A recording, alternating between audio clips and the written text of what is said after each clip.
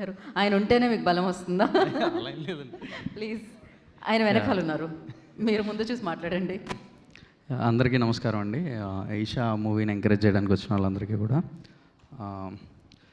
Firstly నేను ఇక్కడ నన్ను ఫోన్ చేసి పిలిచింది వంశీ గారు, బన్నివాస్ గారు ఇట్లా వస్తే బాగుంటుంది అనుకుంటున్నామని చెప్పంటే డెఫినెట్లీ వస్తానని అన్నా.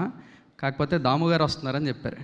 ఐఎమ్ వెరీ హ్యాపీ ఫర్ దాము గారు హియర్. సార్ ఇండైరెక్ట్లీ మీకు నాకు ఒక ఏదో పెద్ద కనెక్షన్ అని చెప్పాలి. ఇది I was very much motivated with అలా మొదలైంది సార్. అలా మొదలైంది నా కాలేజ్ అయిపోయి బయటకు వచ్చిన తర్వాత ఆ ఇయర్లో రిలీజ్ అయిన సినిమా అది.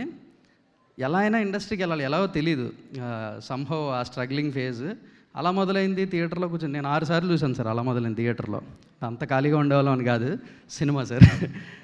అలా మొదలైంది చూస్తే ఎలా మొదలవ్వాలి అని ఆలోచించేవాడిని. 2025లో సంహవ్ ఇలా మొదలయ్యా. Thank you for inspiring us sir.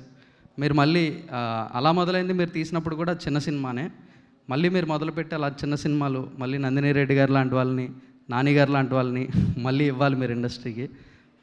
Expecting for that. And coming to Esha, Akhil, you made the year. Okay, we made the year. Okay, the actors and all. చిన్న సినిమా అని మనం మాట్లాడుకుంటున్నాం. అంటే వెరీ బిగినింగ్ ఆఫ్ ద కెరియర్లో ఈ speeches ఇవి చూస్తున్నప్పుడు, దాసనారాయణరావు గారు స్పీచెస్ పాతవి ఒకసారి చూస్తున్నప్పుడు ఆయన ఒక మాట అన్నారు, నాకు ఇది బాగా గుర్తుంది ఇప్పుడు. చిన్న సినిమా పెద్ద సినిమా అనేది ఉండదు, మంచి సినిమా చెడ్డ సినిమా మాత్రమే ఉంటుంది అని చెప్పాను. నాకు అప్పుడు అర్థం కాలేదు అది. ఓకే, ఇప్పుడు చిన్న సినిమా తీసి పెద్ద హిట్ కొట్టిన తర్వాత అది అర్థమవుతుంది దాని డెఫినేషన్. ఓకే, చేసేటప్పుడు చిన్నవైనా రిజల్ట్ వల్ల అవి పెద్దవైపోతాయి అనేది ఇప్పుడు scenario. And all congrats to Vamsi Nandipati గారు. ఈ సంవత్సరం మీది 3 సక్సెస్లు. నైస్.